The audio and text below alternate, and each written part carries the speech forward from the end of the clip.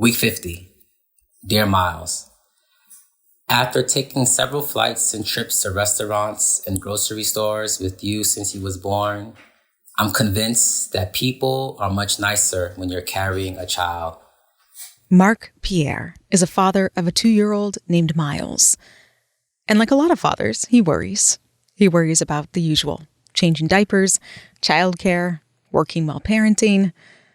But as a Black father in 2025, he also worries about the challenges of raising a Black boy in America.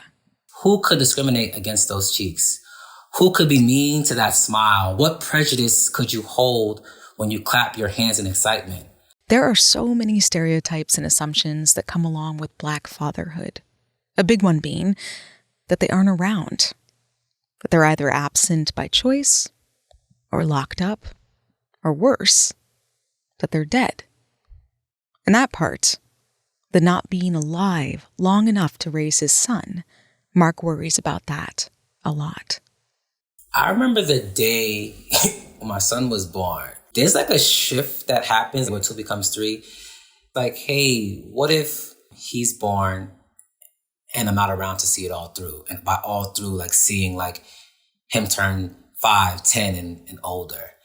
Marc and I sat down to talk about how he's channeled some of these fears into letters to Miles. At this point in his life, Marc has written more than 80 letters to him in both email form and now on Substack under Raising Miles, where his letters are public for other fathers with fears like his, who can read them and maybe feel just a little bit less alone. The letters, of course, are also and always for Miles. I want to start something where even if, God forbid, I'm not here to see it all through, like I die, I can leave my son something that he knows, like who I am, that I love him, that I was present, I was here. And I'm worried about just not being able to leave it like a legacy.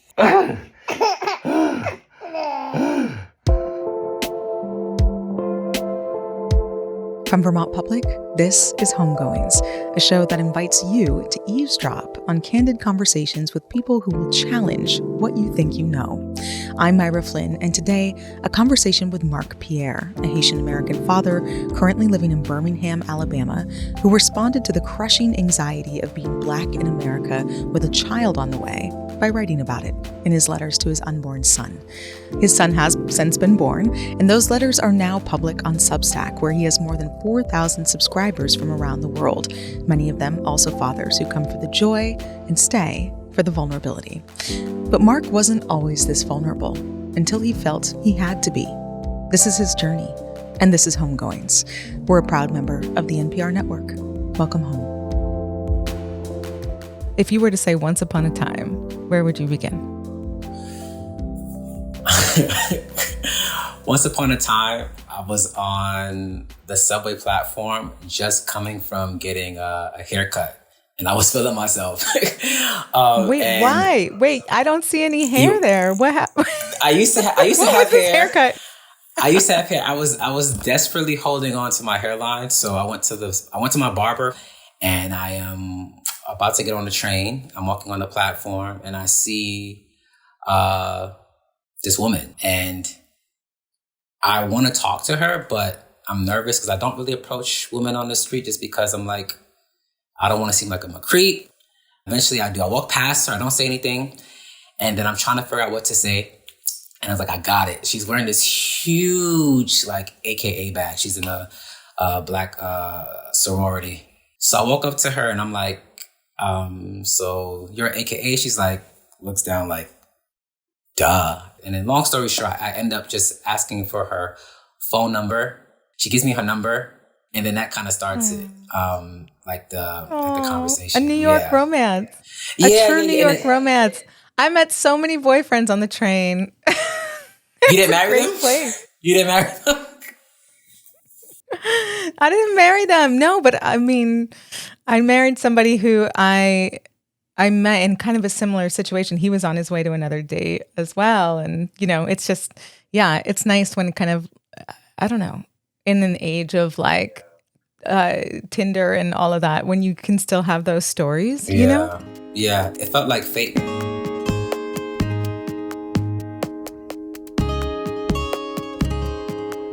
You are Haitian American, correct? Yeah. You're a Haitian man. Okay. So listen, I do know a thing or two about me some Haitian men. Okay. And a big one being that y'all are a little bit kind of the king of every household that you walk into. Your mama thinks you're a king, your sisters think you're a king, maybe you yourself feel that way. Is any of this resonating with kind of that culture? And I definitely fit the stereotype. Like, I feel like I'm spoiled. I was spoiled for sure. Spoiled in the sense of that, like, not that I got everything I want because we didn't grow up like that, but the fact that I didn't know how to cook till I met my wife. My mom made all the food. We didn't really wash dishes like that. Like, she kind of did everything for us. And even when she tried to make us do it, we kind of like half did it. And she kind of like, was upset about it. But it wasn't really a high expectation that feasting was going to be done probably. What is that about? Can you tell me culturally, like, what that's about? I don't know. I think I struggled with that because I feel like I didn't understand that till I met Maya, my wife. When we end up living together, there's an expectation that I'm not used to. And again, this is embarrassing because, like I said, it's changed so much. But there's an expectation I'm not used to. Like, there's like 50-50. Like, you need to be in this team. And now I'm being told constantly, like, listen, you're not gonna just be comfortable. I'm not your I'm not, like, we're both working. She's working a full-time job. I'm full-time job. And you as well need to be holding up your end. And that was definitely a shift for sure.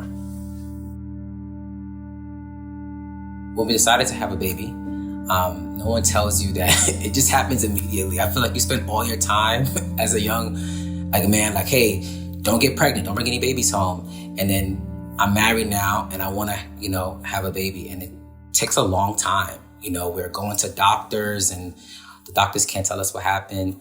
And my wife is stressed out. I'm stressed out. I'm in therapy talking about it. And every month feels like a disappointment, They call it trying for a reason. Yeah. It's very trying. Yeah. It was the first time I heard the term infertility, and like, I'm talking to friends about this and growing from the communities I come from, like, they all have kids and literally I get told, like, yo, like, what do you just bust? It's not that hard. Just make it happen. So I'm stressed about these things. Friends are kind of like, it's not that difficult because they, at this age, they have 2 or 3 already.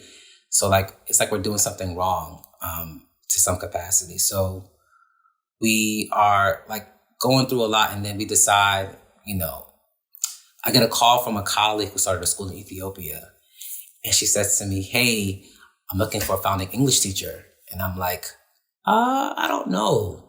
My wife at the time was like, absolutely not. But after a while of trying, one day we're in bed and she's like, listen, call Kari. She's the one that starts the school, and say, let's go to, like, tell her we're open to going. And we decided to go to Ethiopia. And it's amazing. It's amazing. It's amazing. It's amazing. And then it's supposed to be a 2-year contract. And then 2 months into a 2-year contract, my wife gets pregnant. And then it's like, boom. Of course. That's how it works. Exactly. And if you got pregnant in Ethiopia. Wow. Yeah. And the goal was to stay there, but this is kind of like in a country area, really far from Addis. And she's like, one day she's like, I just want to go home. I can't do it because she's having severe nausea every night or every day, and says she wants to go home. So we decide to come back to Birmingham. And that's when I think things really changed for me, for sure, in terms of like who I am as a person, because my identity felt no longer wrapped in just like a husband or teaching. I was like, wow, I'm going to be a dad now. So what were you feeling like, going from Ethiopia back to what year is this? This is 2022. Yeah. So we're just 2 years after the murder of George Floyd. Yeah. Just barely out of the pandemic, whatever that may mean. And you're going to the South, in the US. Like, what is this bringing up for you now as a man, as a Black man, as a father to be? Yeah. It's the word mortality rings a bell a lot for me. And like during this time because I'm like, man, like I'm worried about like dying, if that makes sense. Like, hey, what if he's born and I'm not around to see it all through? And by all through, like seeing like him turn 5, 10 and older. And I'm worried about just not being able to leave like a legacy. You know, I think so. I want to start something where even if, God forbid, I'm not here to see it all through, like I die, I can leave my son something that he knows, like who I am, that I love him, that I was present, I was here. And I feel like I was looking someone to process those feelings. I can't process what I'm going through with my wife because she's nauseous. She's having all of the symptoms. And I'm in a place where I don't have any friends. So I do what I started to do. I write. I start writing. So I create an email for him very early on. And I start writing these like kind of short letters to him about what I'm feeling, you know, and what feelings are coming up, you know, in terms of like, I'm going to be a dad. Like, what am I going to do? No one taught me these things. And that's how it kind of like starts, where I'm writing kind of weekly or little small snippets of what I'm going through, just to kind of capture what I'm feeling, to process. And I just send it to him. And then my goal was eventually that I would just, I got the idea from someone, like I would gift this to him when he's old enough, just so he knows that, like, you know, what I was feeling. Because I don't know what my father was feeling when he had me at the time, you know. That felt, even though he's here, we don't have that kind of relationship, that intimacy. And I think I wanted to, as a dad, I wanted to create that for him by like writing letters to him, you know. Every letter comes with a title, and it comes with the week that he was born as well, and starts out and ends the same way. It's called When Do People Stop Being Nice to Children? Week 50. Dear Miles, after taking several flights and trips to restaurants and grocery stores with you since he was born, I'm convinced that people are much nicer when you're carrying a child. They are eager to help, their smiles widening to their ears. They see what I see, your beauty, your innocence and harmlessness, all wrapped in 20 pounds and 28 inches of goodness. They wave and play hide and seek with you when you are sitting at restaurants, and they run with all their might ahead to open doors for us. On flights, they compliment you and say how good of a baby you are, even when you're being fussy, how forgiving they are. I wish I could capture every look and face when people see you. Old turn young, frowns crack into smiles, stress is erased by joy. And those who were in such a hurry suddenly have time. You have a beautiful child is the refrain. That's so smart to write an email account too, like not necessarily have to do physical letters on paper, but to like create this very easy thing that you can just kind of write regularly. And so okay, you're writing these letters. Your wife is pregnant. She's nauseous. But then eventually like 2 becomes 3, right? Like you end up having this baby. I'm curious, like, what did that bring up for you once the baby was actually here, right? Because it's one thing to like write letters and think about what could be. It's another to be like, as a mother myself, it's like, oh God, okay, this is happening. Yeah. What'd that bring up for you? I remember the day when my son was born. Like, there's like a shift that happens, I say when 2 becomes 3, that I wasn't prepared for. Like, you know, just I feel like most of the dad stuff out there is like for fun. It's like, oh, joking, like you're a father. It's not really a serious thing. I'm like, you know, but in the hospital when she gives birth, and I remember like part of our birthing plan was like, hey, I want to breastfeed and all of these things. So like, I want to support, you know. So baby's born, she's trying to, you know, get the colostrum out of her breasts.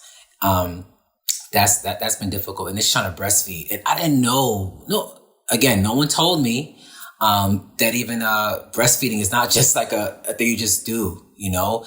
I learned very quickly. Lord, no, it is not. Yes. Yes. How was it? Okay, I'm guessing it wasn't easy for you either. I don't think I've met a woman or a chest feeding person who ever said it was easy. It's incredibly Yes. difficult. Yeah. Yes. Yeah. So, So but I don't blame you for not knowing, even as like a young woman myself. Like, I don't think I understood the stress that would come from it. yeah. And I'm watching my wife stress out because like baby's crying, baby's hungry. Doctors are like, hey, we have formula. We're like,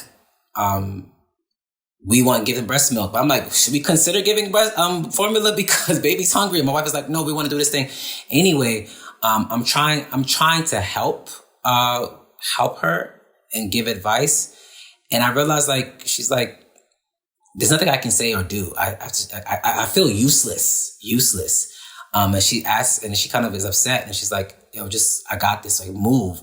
And I literally like go to the uncomfortable bed on the couch, and like I start to like cry, to be honest with you, because I'm just like, there's nothing for me to do here. Literally, nothing for me to do. Like I want to help, I want to be supportive because like this is what husbands are supposed to do. But then, what does it look like when they don't need you? You know, like I want to be needed. And this was like kind of the first moment I was like, wow, like this situation or what's going on, the shift is about to happen where everything we've done has been about us, but now it's about like my son now. And I think I wasn't really ready for that. And I think even now I'm still sometimes navigating that. But that was the moment, like that paradigm shift that kind of like, man, the change is here, you know? Yeah. Would you describe it as like jealousy? Did you feel jealous? Yeah. When you say jealous, I kind of like want to go in defense mode, and I'm trying to challenge like what was the feeling. And I think definitely we went through, I went through periods of jealousy. I don't know if that was when I felt jealous. I felt angry that I wasn't able to help, but I definitely felt moments of jealousy when we got home, especially because again, it's not like she left the hospital and breastfeeding was fine. We go through he goes through thrush. So her breast is hurting and he has it in his mouth and the yeast in his mouth, and like it's a struggle. And so he's crying. And again, emotionally, I want to be in it, but like I didn't birth this child, so I don't feel like the same feelings. I just want to be supportive.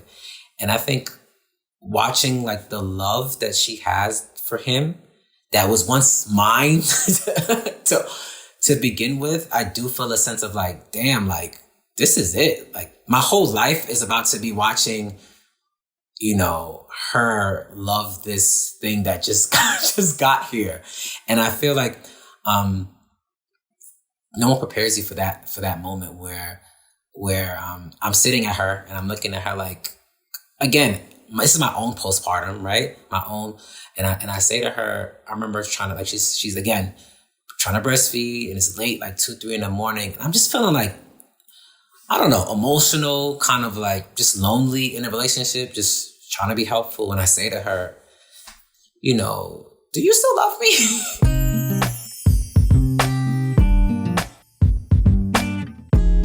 I'm laughing now, but I was like sad before. And my wife, you know, in full postpartum, as nicely as she could have said it, was like, I need you to stand on what we created before. Like, I need you to kind of like boss up. And it was like, I got it, you know? And I think I needed to hear that because I had to learn how to stand on the love we created together, because there's the shift that happens. Like, he needs us. And that's what I had to realize. She was like, in so many words, like, he needs us more than anything right now. So this is the focus.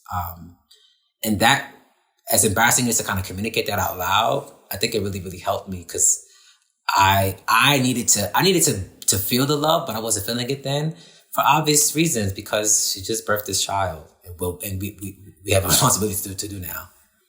Right. But not so obvious. I mean, I actually am really thankful to hear a man's perspective in this.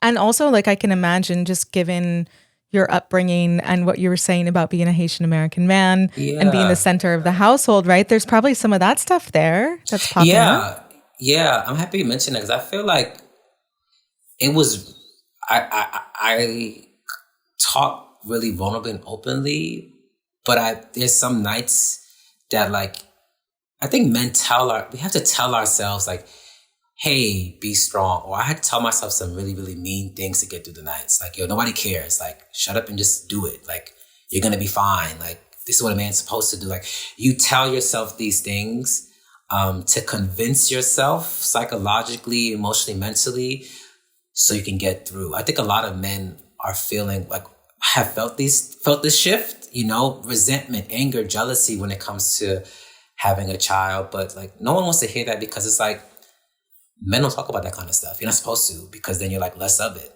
And I'm like, for me, I just feel like my wife and I have something that I'm really proud of, that we kind of talk about, and it kind of helped me navigate those things.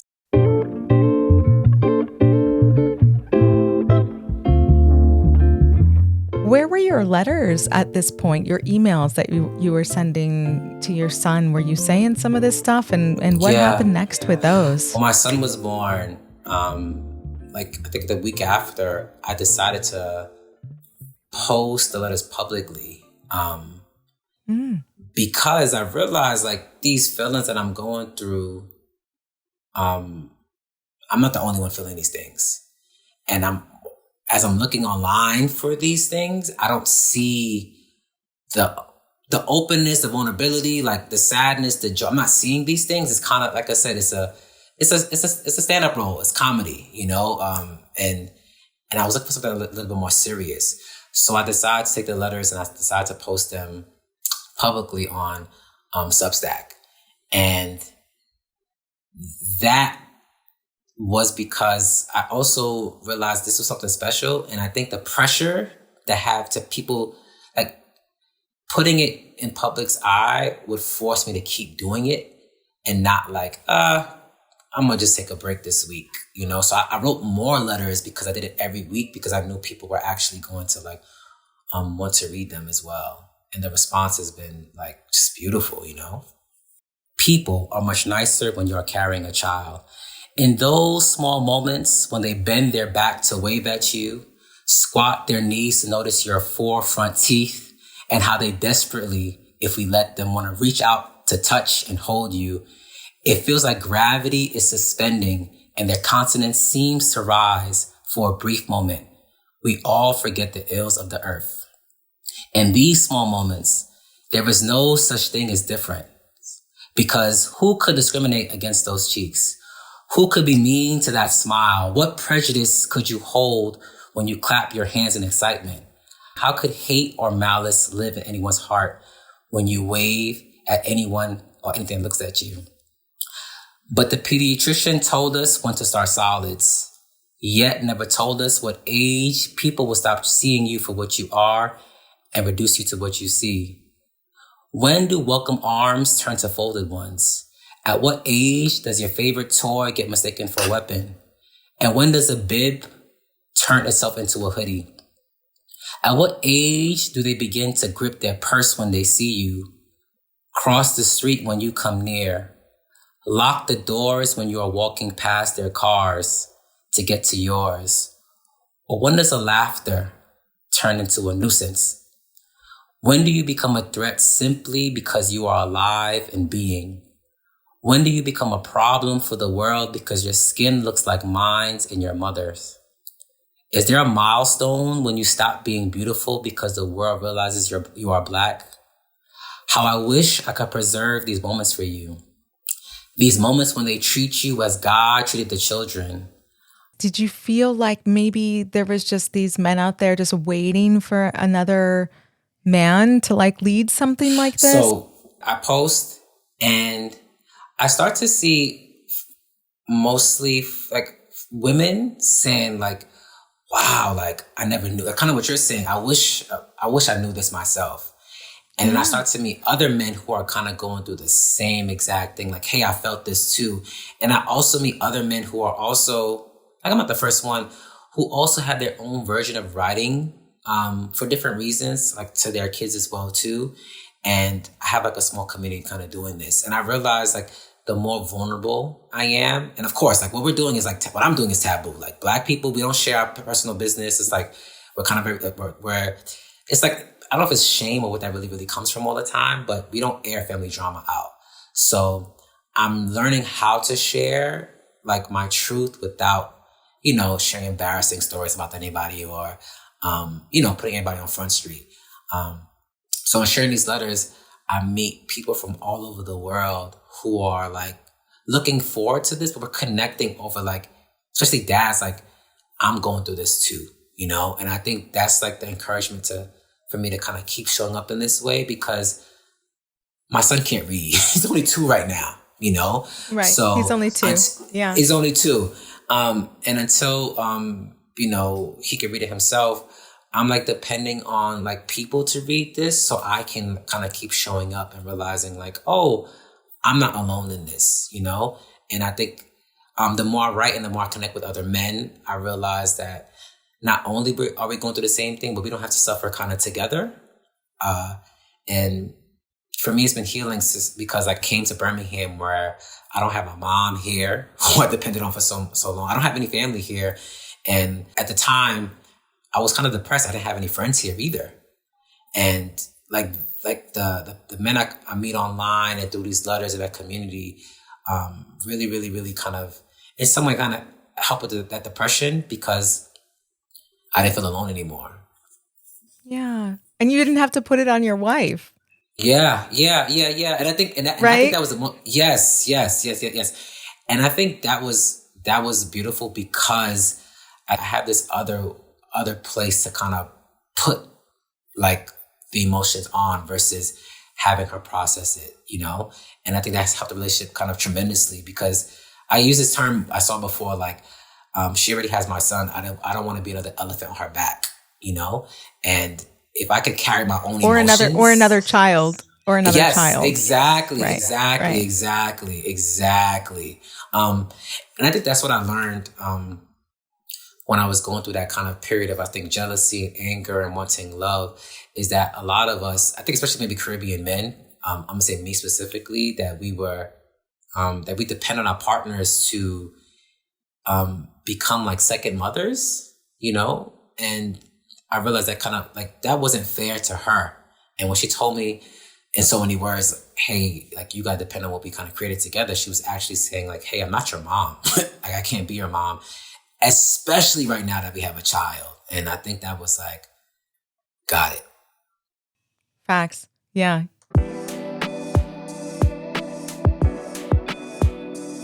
I hear that. And I'm like, listen, Black women being like the shock absorbers for the whole globe is like such a real thing in so many ways, but also so is the feeling that we are all children once we have a child. Oof. Like we're all new to this and we all don't know what to do. And like everybody's newness is valid. And it just, it gets me thinking like how much I wish there was more support for men or partners who aren't the birthing partner in a relationship. But it's really, really cool that you created these letters to find your own. And also like, so you just said something just to back up that like, I keep hearing on this show, the more interviews we do.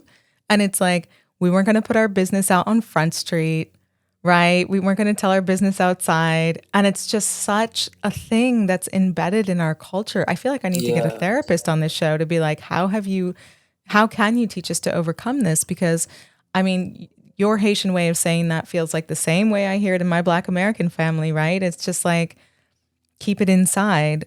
Yeah. Have you changed like your thought process around how you're going to raise your son regarding vulnerability? Yeah. It's a great question, Myra. I think one of my biggest struggles is like, what does it mean to raise a Black boy who gets to be soft and gets to be open without being looked at like softness being a derogatory term, I struggle with that. Like, what does it mean to let him be emotional here, but if he's older, like, there's a consequence that can come easily with him acting out, if that makes sense, So I think I struggle even with 2 now. One of the things I struggle with is like, how do I teach him to be his full self in a world that can't really accept that beauty, And that's what scares me, because there's a moment that I know is going to happen where like we take him everywhere. He's like, oh my God, he's so cute. He's so cute. He's so cute. Like, he's beautiful. And I agree. But I'm always like, eventually, like, he's going to become not cute anymore. There's a point of, I think, a Black boy's life where the cuteness comes and turns into like, he's a problem. He's a threat. Maybe it's a behavior for how he looks, because he might be tall, he might be bigger, he might say words a certain kind of way. And I know it's true because it happened to me.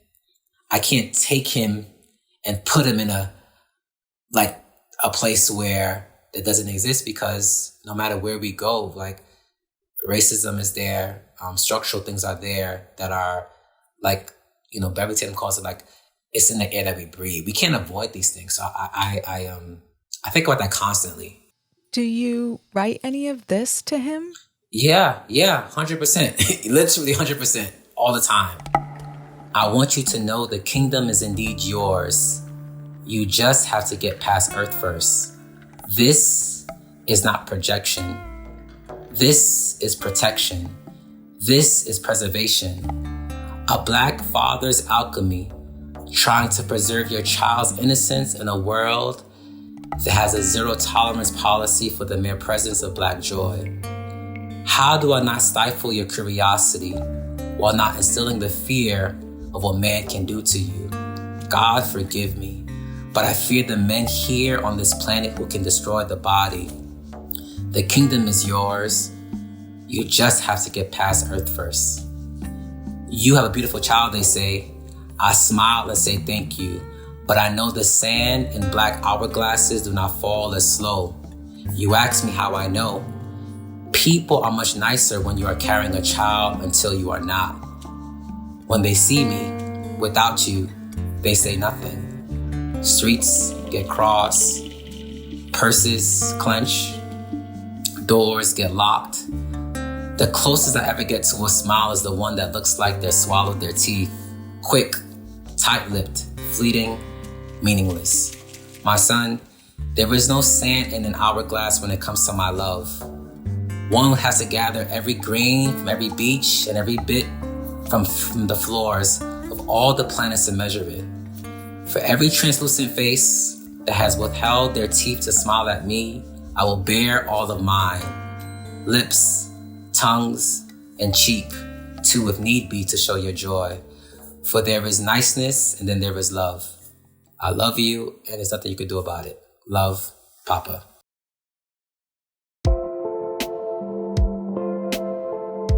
Thanks so much for joining us. If you want to continue to be a part of the Homegoings family, stay in touch at homegoings.co and subscribe to the Homegoings podcast wherever you listen.